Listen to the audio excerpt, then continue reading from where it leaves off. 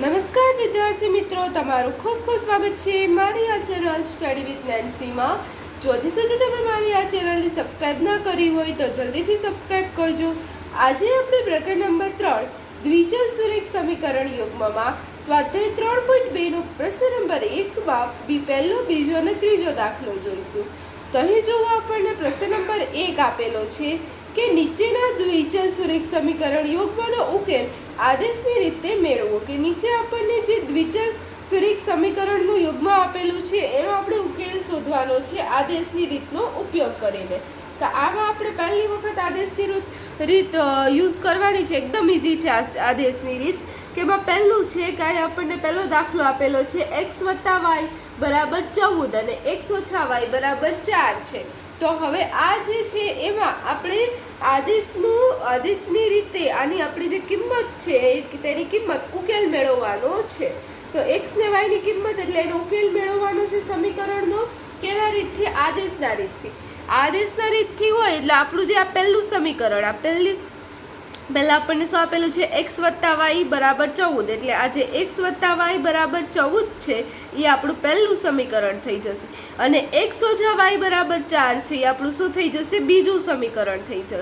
ત્યાં આપણને બે સમીકરણ આપેલા છે. પહેલું x + y બરાબર 14, x - y બરાબર 4, આ બીજું સમીકરણ.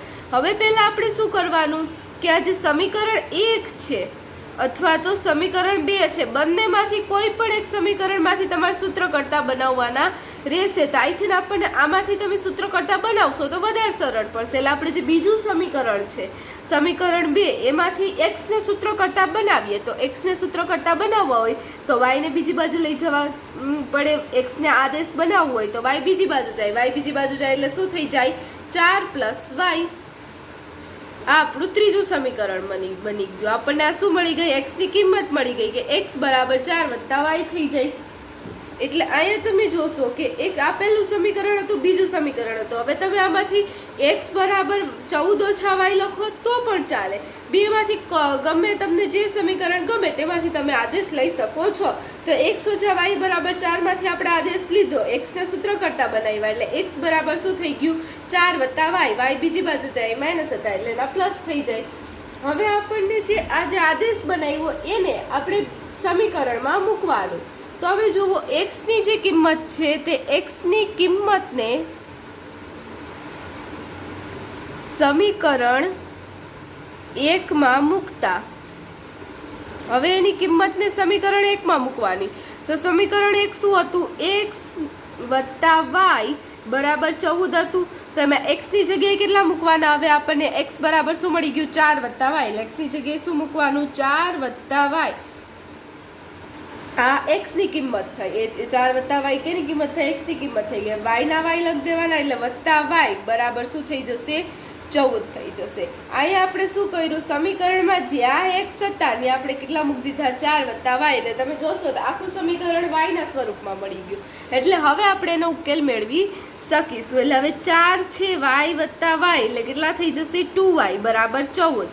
હવે 2y ને સૂત્રકર્તા કરીએ તો 4 બીજી બાજુ જાય એટલે કેમાં જશે? ભાગાકારના, સોરી બાદબાકી થશે. એટલે અહીંયા જો સરવાળો તો બીજી બાજુ જશે એટલે શું થઈ જશે? બાદબાકી થઈ જશે. એટલે 2y બરાબર 14 - 4 થઈ જશે. હવે આપણે y ની કિંમત શોધવી છે. y બરાબર હવે 14 માંથી 4 જાય તો કેટલા વધે? 10 વધશે. અને હવે અહીંયા જે 2y છે 2 આ બાજુ આવશે. તો અહીંયા 2 ગુણાકારમાં હતા, અહીંયા આવશે એટલે શું ક્યાં આવી જશે? ભાગાકારમાં આવી જશે. એટલે y બરાબર 10/2. હવે 10 / 2 એટલે કેટલા થાય? 5 × 2 = 10. એટલે અહીંયા શું આવી જશે? y ની કિંમત y બરાબર 5 મળી જશે. આ આપણને શું મળી ગઈ? y ની કિંમત મળી ગઈ. હવે એવી જ રીતે હવે આપણે x ની કિંમત શોધવી છે. તો હવે આપણે x ની કિંમત સીધી આ સમીકરણમાં મૂકી દઈશું, અથવા તો તમે આદેશમાં મૂકી શકો, કોઈ પણ સમીકરણમાં મૂકી શકો. એટલે હવે આપણે y ની કિંમત આદેશમાં મૂકી દઈએ એટલે સમીકરણ 3 માં મૂકી દઈએ. એટલે y ની કિંમત સમીકરણ 3 માં મૂકતા. તો y ની કિંમત સમીકરણ 3 માં મૂકીએ તો સમીકરણ 3 હોય તો x બરાબર 4 + y. તો x બરાબર શું થઈ જશે? 4 એટલે 4 ના 4 લખી દઈશું. હવે વાય આપણને કેટલા મળી ગયા? 5 મળી ગયા. એટલે x બરાબર 4 વત્તા 5 એટલે x બરાબર કેટલા થઈ જશે? 9 થઈ જશે. તો આપણને x ની કિંમત મળી ગઈ. તો આ આપણો દાખલાનો જવાબ આવી ગયો. x બરાબર 9, y બરાબર 5. એટલે આપણે ઉકેલ લખી શકીએ કે ઉકેલ x બરાબર 9, y બરાબર 5. ઉકેલ મળી ગયો 9, 5. તો આ જોવો આપણો છે પહેલો દાખલો, તો એનો જવાબ આવ્યો. એવી જ રીતે બીજો દાખલો જોઈએ. તો જોવો હવે બીજો દાખલો જોઈએ. બીજો દાખલો આપેલો છે s ઓછા t બરાબર 3 અને s ના છેદમાં 3 વત્તા t ના છેદમાં 2 બરાબર 6. તો અહીં આપણને પહેલું સમીકરણ તરત મળી જશે કે s ઓછા t બરાબર 3. એ આપણું પહેલું સમીકરણ થઈ ગયું. હવે જે બીજું સમીકરણ છે એ આપણને અપૂર્ણાંકમાં આપેલું છે, એટલે હવે આપણે આને શું કે પૂર્ણાંકમાં ફેરવવું પડશે. એટલે s ના છેદમાં 3 વત્તા t બાય 2 બરાબર 6 થઈ જશે. હવે માને આ ઉપર કેવું છે એવી રીતે પૂર્ણાંકમાં એક સ્વરૂપમાં ફેરવવું છે. તો હવે આપણે આને શું કરીશું કે અહીંયા છે બધા જ અહીં જો 2, 3 ને 2 નો લસા કેટલો થશે? 6 થશે. એટલે બધા જ પદોને 6 વડે ગુણી દઈશું. બધા જ પદને 6 વડે ગુણતા તમે સીધું 6 વડે ગુણી દો, લખશો નહીં કે 6 વડે ગુણતા તો પણ ચાલશે. તમને સમજ પડે એટલા માટે લખ્યું છે કે બધા જ પદને 6 વડે ગુણતા. એટલે 6 ગુણ્યા s ના છેદમાં 3 વત્તા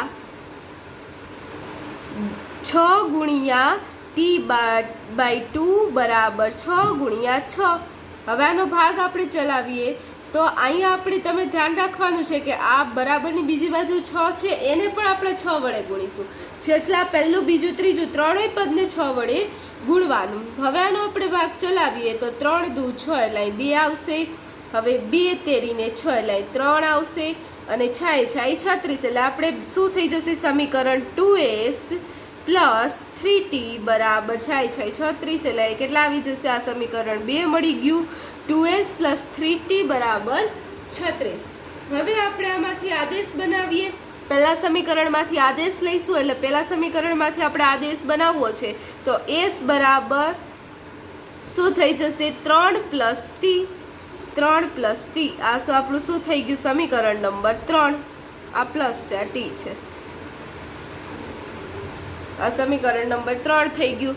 કે આ જે s ઓછા t બરાબર 3 હતો એને હવે આમાં આપણે s ને સૂત્ર કરતા બનાવ્યા. એક s ને સૂત્ર કરતા s ને આદેશ બનાવીએ એટલે t બીજી બાજુ જાય. અહીંયા માઇનસ હતો, બીજી બાજુ જશે એટલે પ્લસ થઈ જશે. એટલે s બરાબર 3 પ્લસ t થઈ જશે. હવે આપણું જે આ s ની કિંમત મળી એને આપણે સમીકરણ 2 માં મૂકશું. એટલે s ની કિંમત સમીકરણ 2 માં મૂકતા, તો હવે એમાં આપણે કિંમત મૂકીએ તો અહીંયા પણ સમીકરણ 2 આપેલું છે 2s પ્લસ 3t બરાબર 36. તો હવે s બરાબર કેટલા મળ્યા? 3 પ્લસ t. એટલે 2 કૌંસમાં હવે અહીંયા પહેલા 2 વડે ગુણાકાર કરવાનો. એટલે s ની જગ્યાએ આપણે 3 પ્લસ t લખીશું. એટલે 2 ગુણ્યા 3 પ્લસ t વત્તા 3t બરાબર શું થઈ જશે? 36. હવે આનો આપણે કૌંસ ખોલીએ, આગળ ગુણાકાર કરીએ. 2 તેરીને 6 વત્તા 2 ગુણ્યા t એટલે 2t થઈ જશે પ્લસ 3t બરાબર 36. આ 2 ને પહેલા 3 વડે ગુણવાનું, પછી 2 ને t વડે ગુણવાનું. એટલે 2 ગુણ્યા 3 6, 2 ગુણ્યા t 2t અને પછી અહીંયા વત્તા 3t ના વત્તા 3t ને 36 ના 36. હવે આપણે આનો ઉકેલ લેવો છે એટલે શું થઈ જશે આગળ? માટે હવે આ 6 છે એટલે 6 વત્તા 2t પ્લસ 3t. 2t ને 3t કેટલા થઈ જશે? 5t. 6 પ્લસ 5t બરાબર શું થઈ જશે? 36 થઈ જશે. માટે હવે 5t બરાબર શું થઈ જશે? આ 6 ને બીજી બાજુ લઈ જાઓ, અહીંયા 6 સરવાળામાં તો બીજી બાજુ જશે એટલે બાદબાકી થશે 36 ઓછા 6.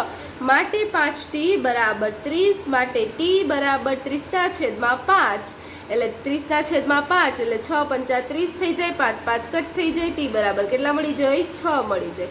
તો આ t ની કિંમત મળી ગઈ. હવે આપણે s ની કિંમત શોધવી છે તો s ની કિંમત થઈ જશે, s ની કિંમત આપણે શોધવી છે એટલે આ સમીકરણ છે એમાં કિંમત મૂકી દઈએ. s બરાબર શું હતું? s બરાબર 3 પ્લસ t. એટલે s બરાબર 3 પ્લસ t. માટે 3 પ્લસ 6, 3 ને 6 કેટલા થઈ જશે? 9. એટલે આપણને s ની કિંમત કેટલી મળી જશે? 9 મળી જશે. તો આપણને s ની કિંમત મળી ગઈ.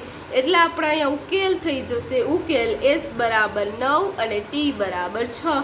આપણા આ જે બીજો દાખલો હતો એનો જવાબ આવી ગયો. હવે ત્રીજો દાખલો જોઈએ. તો હવે તમે ત્રીજો દાખલો જોશો. ત્રીજો દાખલો આપેલો છે 3x - y = 3 અને બીજું સમીકરણ છે 9x - 3y = 9. તો હવે તમને આ જોતા દાખલો ખબર પડી જશે કે અહીંયા આ બંને રેખાઓ કેવી થશે, સમાંતર થશે. આ જોવો, આ 3/9 બરાબર -1/3 બરાબર 3/9, એટલે જેનો ગુણોત્તર છે A1/A2. આજે આપણો ગુણોત્તર થાય કે A1/A2 બરાબર B1/B2 બરાબર C1/C2. આ જે આ વાળો ગુણોત્તર છે, આ ગુણોત્તર આનો કેવો થશે, સરખો થશે. એટલે આ બંને જ રેખાઓ કેવી આવશે, સમાંતર રેખા આવશે. સમાંતર રેખા મળશે. આ રેખા કેવી મળશે, સમાંતર રેખા મળશે. એટલે આ આપણે લખશું કે આપેલ જે બે યુગ્મ છે, બે સમીકરણ યુગ્મ છે, તેને ઉકેલ મળશે નહીં. આપેલ સમીકરણ જે યુગ્મ છે, આપેલ સમીકરણ યુગ્મને ઉકેલ નહીં મળે. આનો જો તમે ઉકેલ મેળવવા માંગશો ને તો પણ છેલ્લે શું આવી જશે કે બે સામે સામે સંખ્યા આવી જશે. આનો આપણે ઉકેલ લઈએ તો તમે ગણશો ને તો 9 = 9 આવી જશે. એટલે આપણે એનો ઉકેલ શોધી શકતા નથી. આમાં કોઈ x ની ને y ની પરફેક્ટ વેલ્યુ મળતી નથી. એટલે જ્યારે પણ આવી રીતે A1/A2 B1/B2 C1/C2 આવી રીતે ગુણોત્તર થતો હોય ત્યારે સમીકરણ યુગ્મને ઉકેલ શક્ય નથી. તો ત્રીજા દાખલાનો જવાબ આવી જશે.